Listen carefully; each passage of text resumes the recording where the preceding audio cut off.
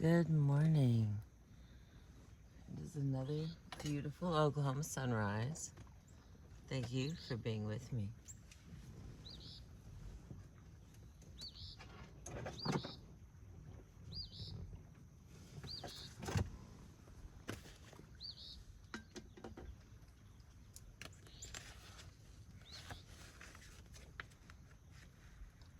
I've tried at least 3 times, maybe more, to get through this last chapter. And for some reason, it has made itself very difficult. Oh, we got a music playing dog. So we're going to try again and see if we can get this on here. This is the appendix to Cesar Millan's book, Be the Pack Leader. Appendix is a quick reference guide to becoming a better pack leader. First section is meeting a dog for the first time. Number 1, do not approach the dog. Remember, pack leaders never approach followers. Followers come to leaders. This is very difficult for some people who see an adorable dog and simply must go and pet it. However, no matter how cute a dog is, please remember, she is a living being with dignity and deserves as much respect as any human. Number 2, normal dogs will be curious about your scent, so it's important that you allow them to come to you and smell you. When you go to a person's house for the first time, his dog will respond much better if you ignore her first and allow her to find out about you on her own. Because most humans are not schooled in proper dog etiquette, many dogs are used to humans approaching them uninvited and have built up defense mechanisms, including shyness, fear, and sometimes even aggression. Allowing a dog to explore you before you explore her gives her space to develop both respect and trust for you. Number 3, remember my 3 rules: no touch, no talk, and no eye contact. While the dog's nose is busy analyzing our energy and all the different scents in our body. This sniffing can last from 3 seconds to a minute. It's important not to interrupt the dog while she's intent on accomplishing this ritual. You wouldn't walk away in the middle of a handshake, would you? Number 4, Wiley dog is in here having a snack, so all that crunching is my baby. It's my sweet thing. He's hungry this morning, apparently. All right, number 4, when the dog is finished learning about you, she is going to give you a sign whether she wants to fight with you, wants to run away from you, wants to ignore you, or wants to give you respect, which is another way of saying submission. The last choice will be a very friendly vibe, and sometimes she'll rub her against you in a gentle way. This will be a signal that you can now touch or share affection with the dog. Number 5, many people pursue or force attention on a dog that would rather ignore them. In the dog world, that is rude behavior. Imagine if you had just shaken hands with someone formally, turned to go about your business, and that person just wouldn't leave you alone. If the dog wants to ignore you, she will simply turn, face the other way, and either look at the floor or at something else that grabs her attention. She may wander away. She's basically saying, thanks, but no thanks. The best thing to do is to ignore her back. Number 6, Excuse me, Lord.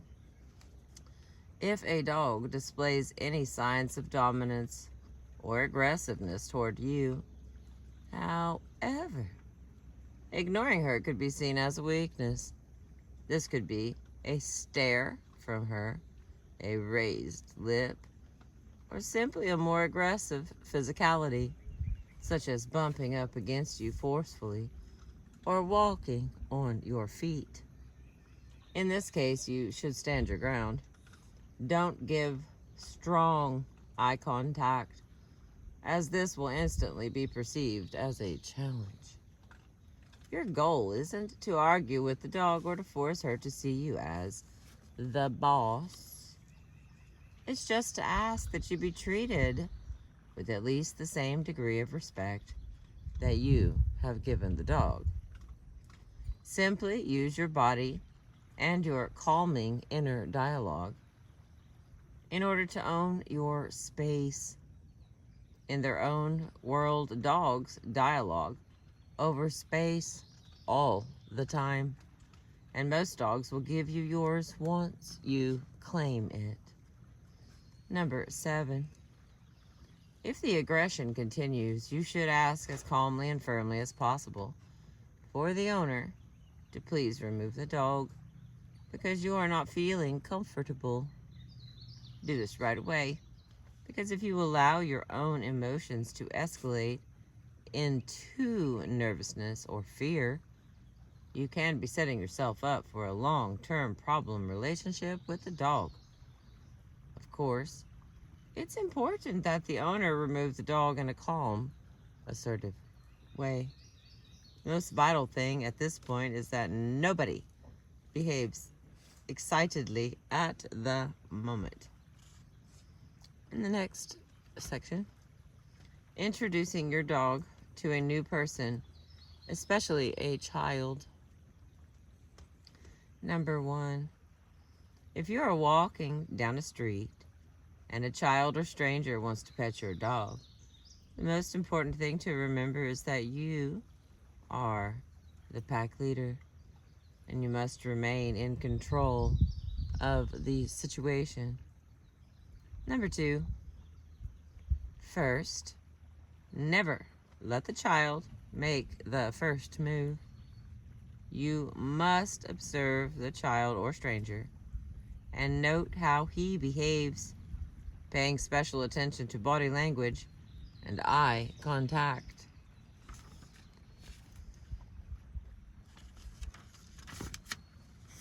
If the person is excited, this can be seen by the dog as a form of disrespect, and the dog might try to correct her by pushing him with her head, with her body, or with her feet.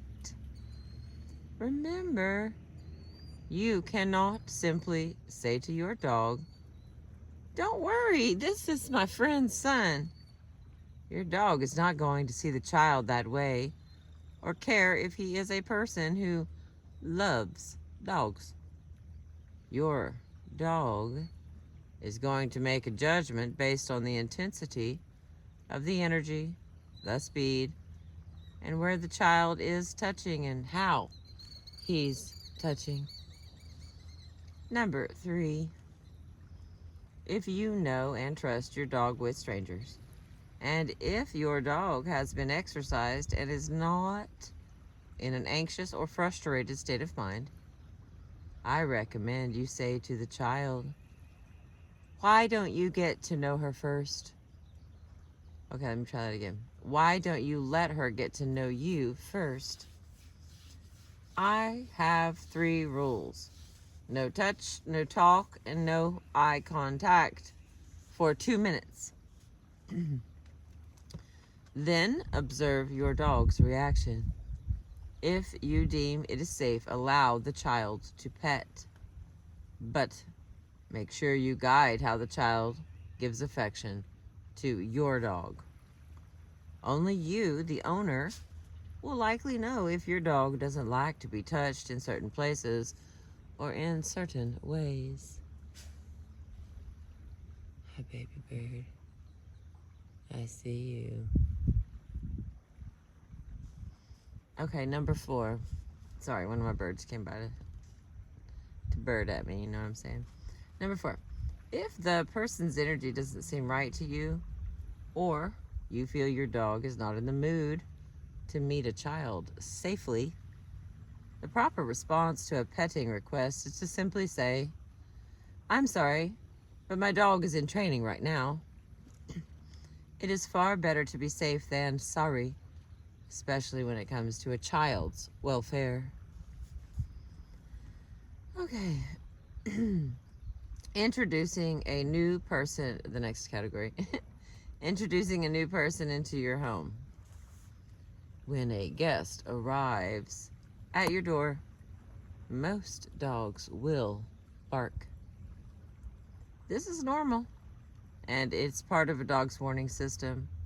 It's among the many reasons why early humans brought dogs into their lives, to alert them to strangers or possible dangers. The difficulty comes when we want to be able to control our dog's barking, but we still want to use their common sense in helping us decide whether or not the person at the door should be trusted. We want an alarm system that we can turn on and off, but a dog is a living being with a mind of their own. This is where preparation, repetition, and your pack leadership skills come in.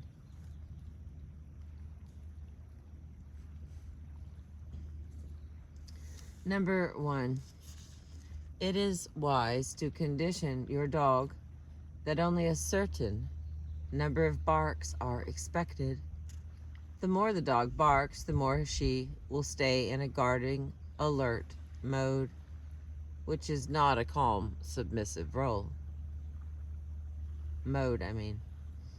3 to 5 barks should be enough to alert any person on the other side of the door that there is a dog inside, and the dog is doing a job for you, alerting the pack to a new arrival. Number 2, before you open the door, if your dog is going to be in the room, it is best for her to be in a calm, submissive mode. I like to create an invisible boundary around the entry area that belongs to me, not the dog.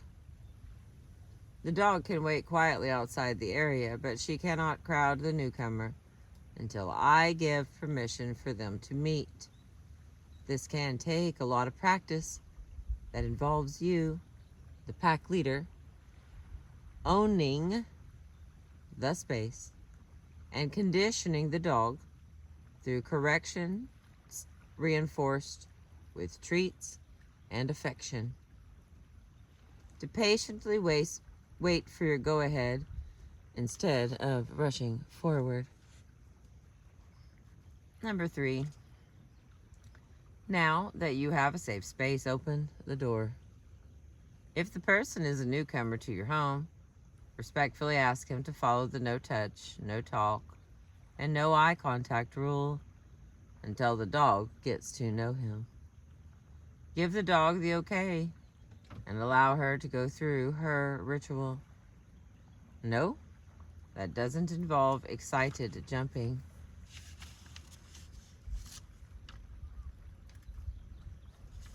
Once the ritual is completed, then you can continue with the human way of greeting. Number 4, as soon as the dog has become used to the visitor, you will no longer need to follow these rules so strictly. Once the dog is relaxed around the person and understands that the person is another human in a leadership role, she doesn't need to worry about where the person is going to fit into the pack. Remember, your dog doesn't know that this is your oldest friend in the world coming over to eat Thanksgiving dinner.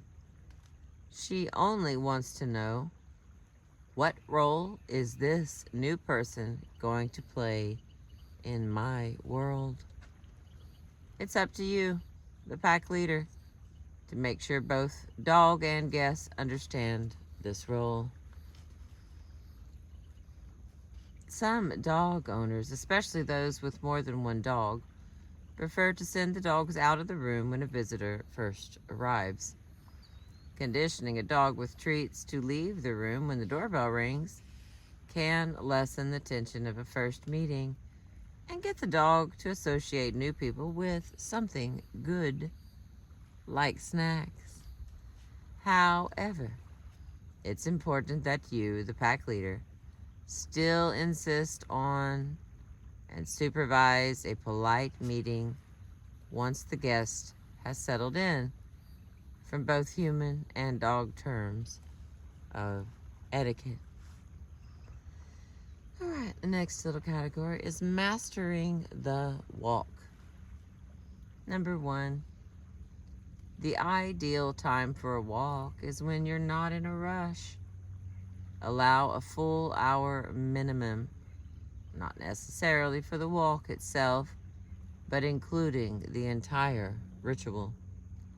Remember, this should be a meaningful, enjoyable experience for both you and your dog, not something you're just getting out of the way before you get on to your real day.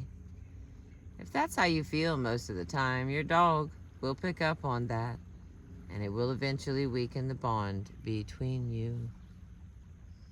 Number 2, daytime is the best time to walk. Dogs are diurnal animals, and walking them during the day is in sync with their biological clocks. Of course, dogs can become adapted to a nighttime activity, just as we humans can. But biologically speaking, both species tend to do their best work during daytime hours. Number 3, to follow the principles of dog psychology, you must understand that you don't want to create overexcitement about the walk. Remember, your dog has got your number, and for her, the ritual starts the moment you first think about going out for a walk. The dog will become excited just at the presence of a leash. Don't call your dog in a high, excited voice or allow jumping and other hysteric behaviors. It is important to wait until the mind is calm, even to put on the leash. Number 4, it is really important that you understand the ritual of a pack leader. A pack leader has a mission or an intention, which is why dogs instinctively know to follow him. A pack leader knows what he's doing, so at least pretend that you do. Remember your inner dialogue: strong, calm, assertive. Number 5, after you successfully put the leash on and your dog's mind is calm, submissive, open the door. Is the dog still calm and submissive? If not, wait until she is. You must move outside first and then ask your dog to follow. You do not allow your dog to dart in front of you. After you are outside, ask your dog to sit, settle down, and relax. Then close the door and lock it. Whatever you have to do, try not to do it in a rush. That's why you're giving yourself a window of time.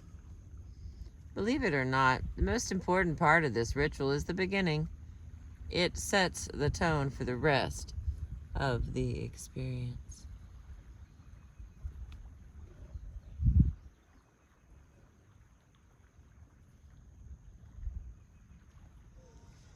Number 6, if you have the opposite situation and your dog is uneasy about the leash, try not to use sound, but remove any furniture if your animal tries to hide behind it. Then wait for the dog to come to you and put the leash on. This is a good time for treats, if necessary. Make sure you do everything slowly with the highest level of calm, assertive energy.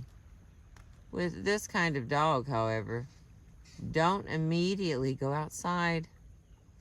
Walk a little bit with the leash around your own environment until you create a flow of energy, where slowly you come to the door and open it. Wait until the dog is calm, submissive, before going out and closing the door. If she tries to flee, wait until she calms down before doing anything. So you are never rewarding an unstable mind. If you open the door when the mind is unstable, you are rewarding. Number 7. Walk your dog next to you or behind you, never in front of you. If you haven't experienced the thrill of a dog, or more than one dog, walking next to you, totally in sync with your energy and your movements, then in my opinion, you haven't lived. If you have only been pulled on a leash by a dog tugging you from way in front, then you haven't enjoyed the true beauty and bonding that comes with correctly walking the dog. Once you've done it right, trust me, you'll never want to go back to the old way. Number 8. If your dog has maintained her wonderful state of mind during this time, you can reward her by letting her relieve herself. If you have a dog that automatically relieves herself the moment you get outside, that is fine, as long as the dog is in a calm and not excited state. The next step is what people ask me the most. When do I let my dog sniff?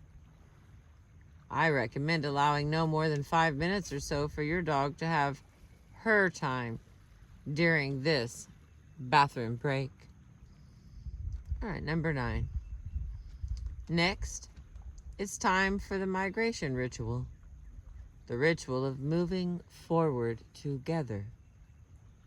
The challenge should be to not allow her to sniff the ground, look around, or be distracted by dogs barking behind fences.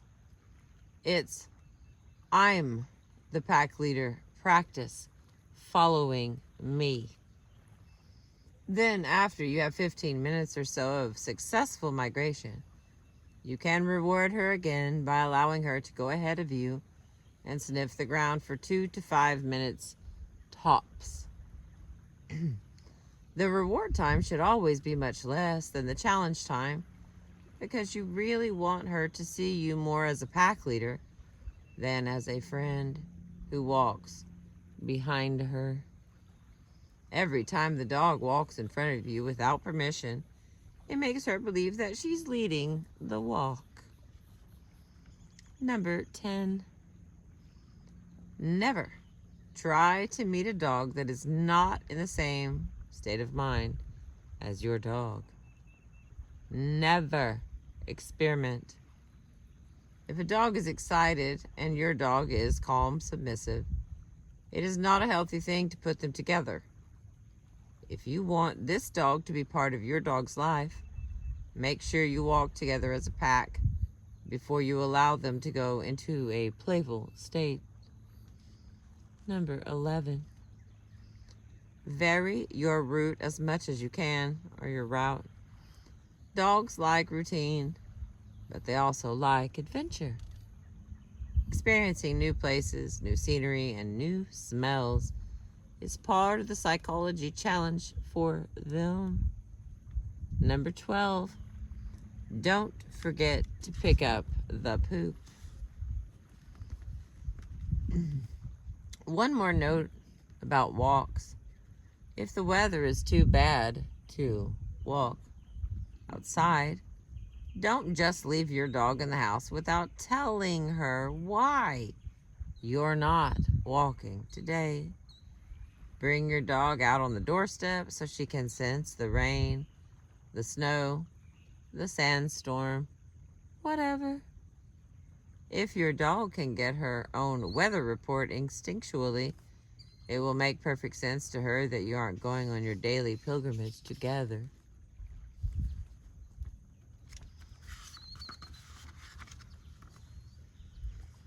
Okay, here's another the next section, returning from the walk.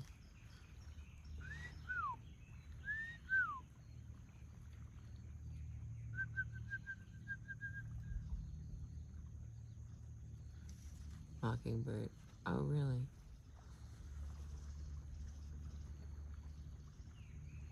There's one of my eagle friends. And just reading away, missing seeing my buddies. Okay, here we go. Returning from the walk. Number 1. When do you come back from a walk? When you know your dog and you understand her physical and psychological needs, then you can determine the amount of time you will devote every morning and afternoon to walking with her. For smaller or lower energy dogs, I recommend a minimum 30 to 45 minutes. For all other dogs, except older dogs or dogs with disabilities, I recommend a minimum of 4 to 5 minutes. If you add a backpack or devote time during the day to treadmill work or other vigorous energy, you can shorten the time. You will get to know her limits and learn when she is beginning to tire and is ready to go back home. Number 2, coming home. Follow the same principle as you did when going out. Many of my clients master the first part of the walk and then punch out the moment they open the door to go back in. So almost everything they've accomplished just goes down the drain. You, the pack leader, should open the door and go inside your territory first. Then you determine right away what the dog's going to do after she arrives.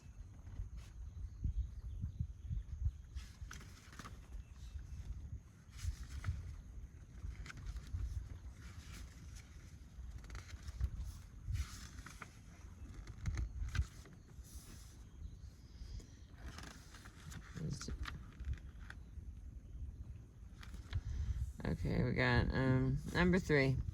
Have a plan for the moment you arrive. It's still very important to a dog you know what position she is going to play once she comes back home. You need to know ahead of time what activity you would like her to do. Perhaps there is a place where you would like your dog to sit and wait while you put away the leash, coat, or walking shoes, or take a bathroom break.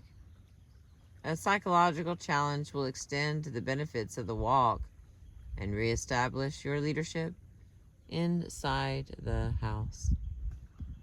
Number 4. After the walk is the best time to share food and water with your dog. This way, you are imitating as best you can the experience she would have in nature, going out and moving forward, finding prey, then eating it. However, sometimes it's best for a dog to have some time to cool down and rest before eating.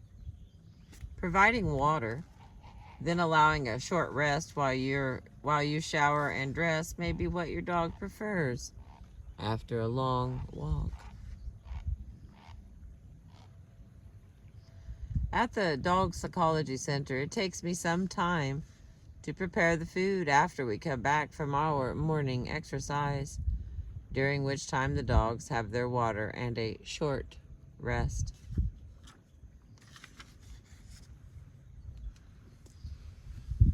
Twist myself here into the pretzel that I made on my legs. Ay, ay. Ay, ay, ay.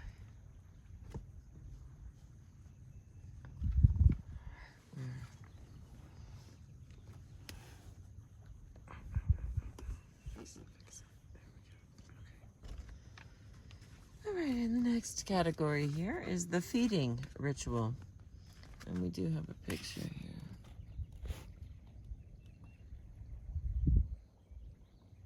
Caesar. All right, the feeding ritual. Personally, it's important for me to mix up my dog's food with my hands. You cannot buy love in a can, and I want to put both my scent and my energy into the meal. I want to give them more than just nourishment. I want to feed them as I was fed by my mom, with a lot of love in every meal she prepared for us. This is a personal ritual that I do. It's not something that's mandatory, of course, but I believe becoming a good pack leader means always finding new ways to build that natural sense of connectedness between you and your dogs. Number 2, it's very, very important for your dog's psychological health, his whole entire being, if you want to call it his soul, that he earn the food he receives. Earning food for him feeds his self-esteem. It's an inner pride, a gold medal. When we just plop a food dish down in front of our dogs, we deny them this very basic animal need. Number 3.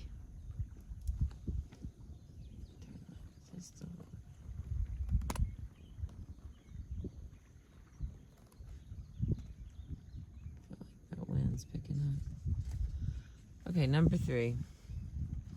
It's typical for a dog to become excited and interested when food is being prepared.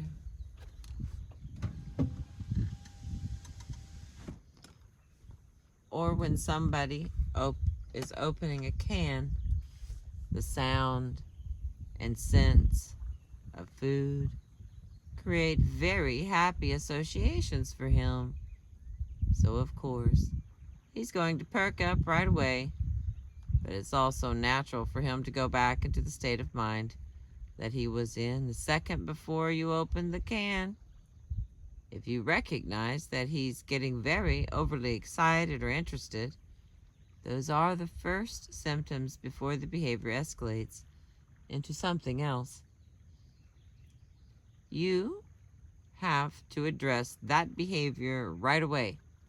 Send him back to a waiting mode, and don't give him food until he changes from that obsessive or overexcited state of mind. Number 4, creating a calm, submissive, waiting behavior before feeding is an important psychological challenge for a dog. It's a very difficult thing for her to accomplish, because in the wild, it's excitement and dominance that allows her to act. It's excitement and dominance that allows her to eat. In the natural world, the most active, the fastest, and the boldest are the ones who eat first.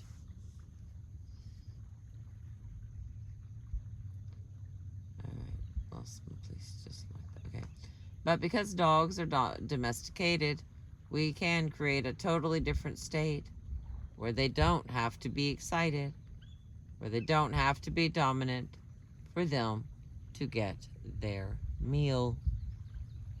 This is especially important if you have 2 or more dogs. You can ask your dog to be calm while you take your time in meal preparation. Providing a dog with a challenging moment, a focused activity like this one creates blah, blah, blah, blah, blah.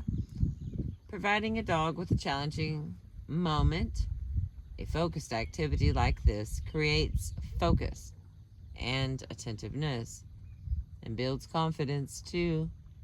It's always better to give your dog the challenge than to have her always challenging you. And number 5, last one in this little section here. At the Dog Psychology Center, I create another challenge at mealtime. I ask the dogs to look at me, not at the food dish, before I give the meal to them. This accomplishes 2 goals. One is to keep them from becoming obsessive about the food. The second is that I create an appreciation ritual between me and the pack. In other words, the food comes from me, the pack leader. I am the source of everything that they have. If they stay focused on me, I can feed soothing energy through my eyes so that I can keep them relaxed. The conversation of the eye contact is not to dominate them. Instead, it's to further the bonding ritual, to create an extended conversation. Yes, I'm going to give you this food. I'm happy to be sharing food with you, and I am very proud of you for being in the calm state that I wanted you to be in. As the conversation continues, we become the mirrors of each other's energy that I have described in this book. When both humans and dogs are feeding each other the same energy, and we are in the same state, it creates a deeper bond among us all.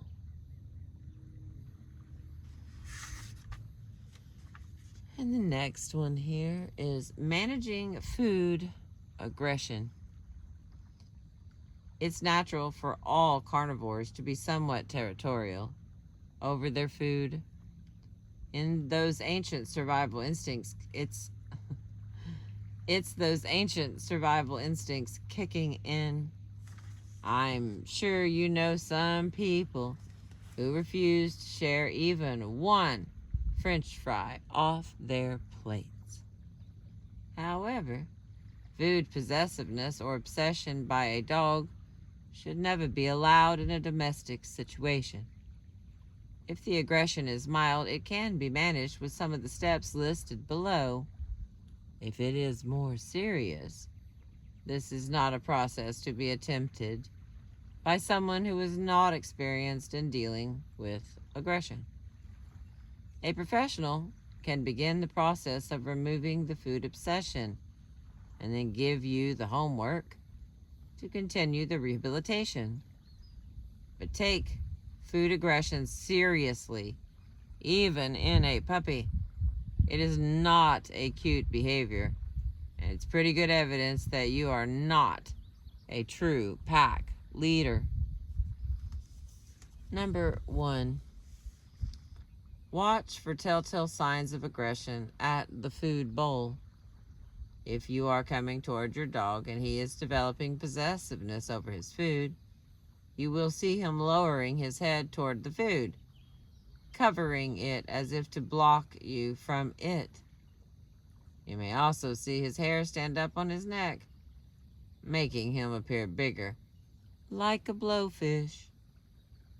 You will see tension in the body and the tail becoming rigid, even if it's moving. All those signs are intended as a conversation with you or another dog.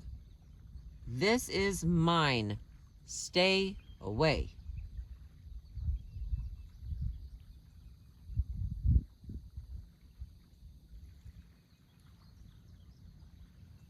Number 2, If you have more than one dog and the aggression is directed at another dog, not at you, the situation is somewhat simpler to resolve. In my pack, we never feed the excited dog or the dominant dog first. We always reward the dog in the most calm, submissive state, and the calm, submissive state is going to be the role model for the rest of the pack. So if you have more than one dog, you should never feed the one who is the pushiest, or the one who is older, or the one who is your favorite. Many people will say, I have to feed my more excited dog first because he has to be the alpha. This is a misconception. It only creates competition and ultimately more dominance. It can also create a fight and a lot of unhappy meal times. Number 3,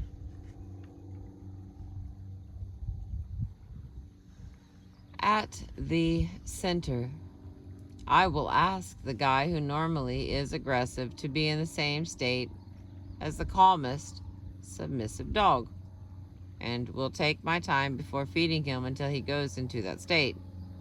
If he is very aggressive, I will keep him on a leash or even behind a fence so he can watch the ritual being performed. By the time it's his turn, he's going to know that the other dogs are not moving forward.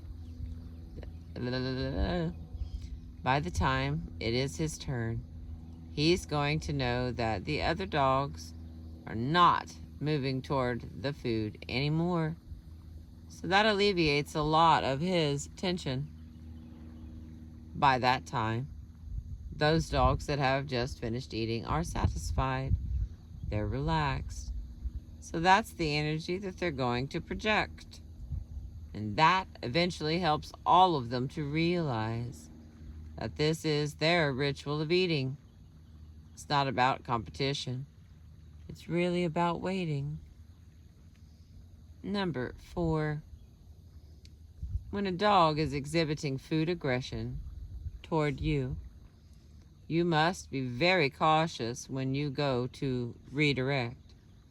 Since food and mating are the 2 strongest drives in all animals, a dog with food aggression can cause serious harm to a human who interrupts her.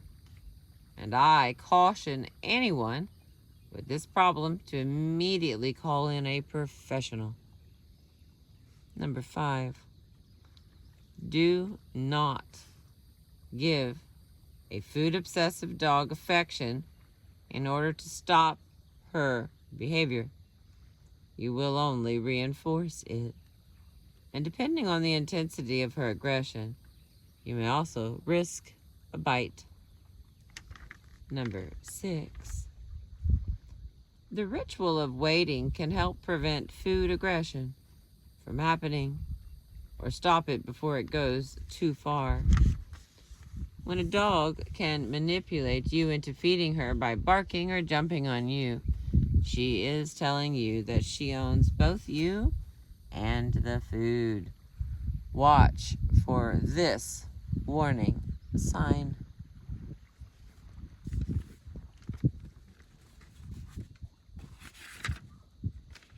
Couple more, friends. Facing an aggressive dog. Number 1, first of all, don't be automatically intimidated by aggressive barking. A lot of times, what may look like aggression on the surface could just be a statement of dominance or a want to say, that is my territory. This is my territory. Number 2, for facing an aggressive dog. When a dog is charging you and she's territorial, she usually just wants you to go away. In this case, the best response is to simply stop, remain calm, and claim your own space. face the energy that is coming towards you and project back your own calm, assertive energy. Use your inner dialogue techniques to project the understanding that I mean no harm, but I'm not backing away. I just want my space, not yours. That should block the aggression and slow down a dog that is simply territorial and begin to create respect for you. Number 3. Once there is respect, you are providing an energy that blocks the dog. The dog becomes calmer and can analyze you better. If this is occurring, you will immediately see the body language change. The posture will relax. The head will lower somewhat, and the dog will avoid eye contact. The hair trigger survival impulse is calmed. Number 4. If this is a place you have to pass by on a regular basis, it is vital that you win this first psychological battle. The battle is purely psychological, not physical. This is your energy versus her energy. The way you know you have won is that the dog's body language changes, as described above, and she retreats. Number 5. Once she begins to retreat, you can step forward or use sound to accelerate the retreating. Clapping your hands, for instance, or shaking pebbles in a plastic bottle.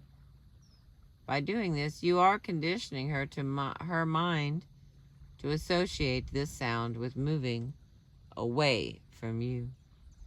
This is something you can call on again if the situation repeats itself with the same dog. Number 6.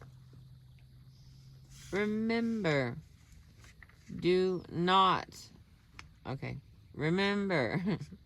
not to use sound when a dog is moving towards you, unless, of course, you know she has been trained to respond to a certain command, and that the command will work for you.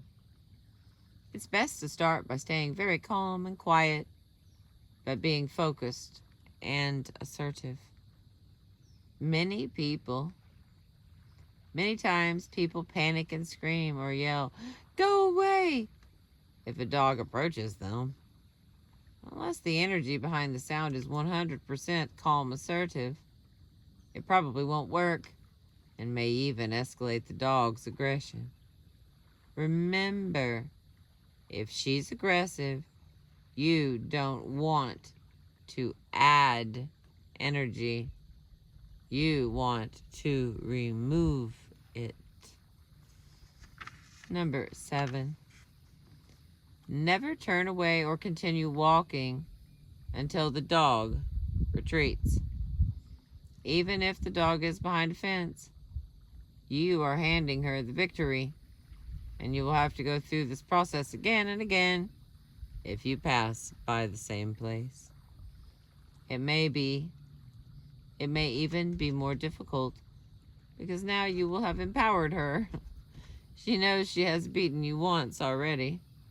If there is no fence, turning away, walking, or running away can turn you into prey.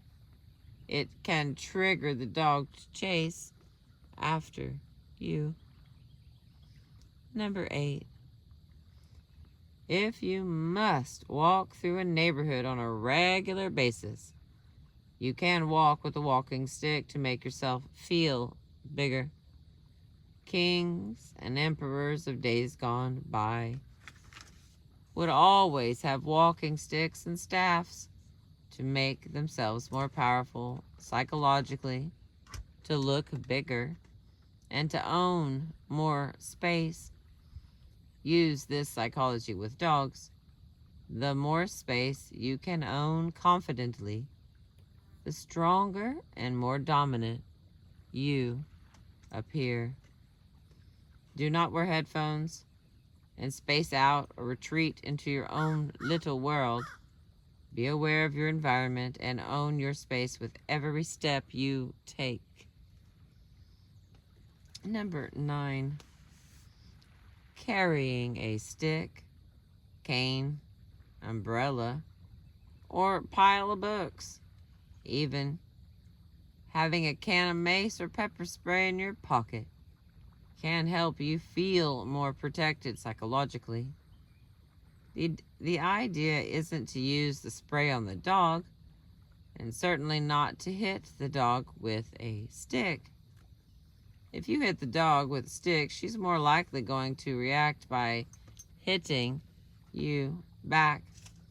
And in a physical match against a powerful dog such as a Rottweiler, a Shepherd, or a Pit Bull, you are definitely going to be outmatched.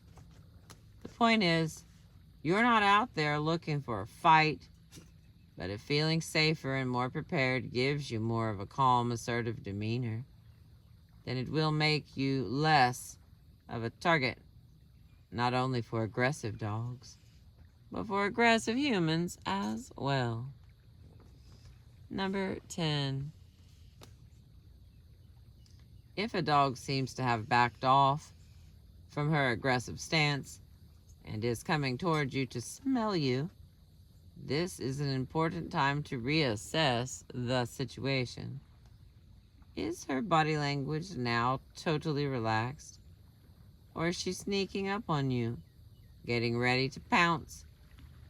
If you know this dog to be a generally peaceful dog, that's one thing. But if this is a dog you don't know, keep claiming your space and then take a step toward her. The important thing is never let a dog go behind you. That's a classic ambush move. Again, do not walk away until the dog has turned her back on you. And the last one for this little section, number 11. If there is more than one dog, do not let either one get behind you.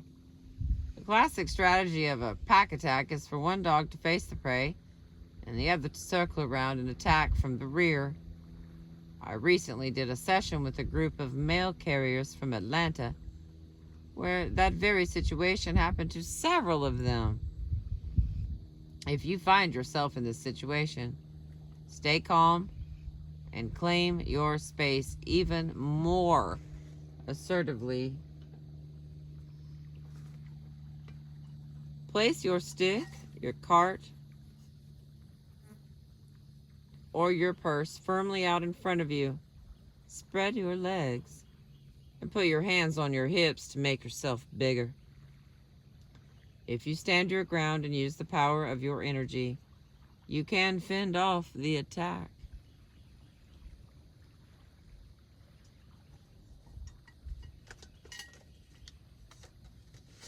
How to wet the whistle. All right. We are on page 279.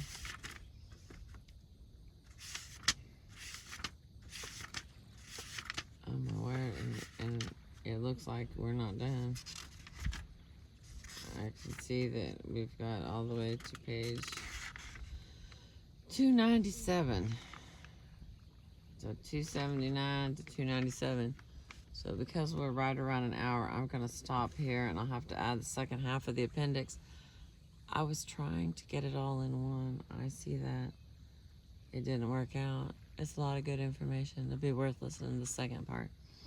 So the next part will have claiming your space, and then dealing with obsessive and fixed behaviors, managing stress at the vet, going to the dog park, choosing a dog with the right energy, introducing a dog to a house for the first time, and then there's a note. What does the note say? I'm not reading that. No, up to the note.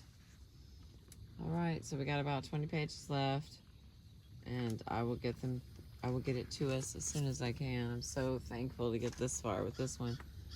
I might post some of the, I'm gonna call them bloopers, because something went wrong every time, and usually not a lot I could do about it.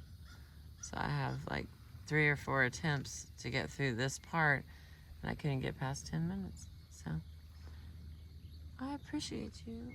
Where's my book? Let's get the book out here. This is what I've been reading you. I believe it's from 2006, so he's done a lot more since then. Thank you again for being with me. Have a beautiful day.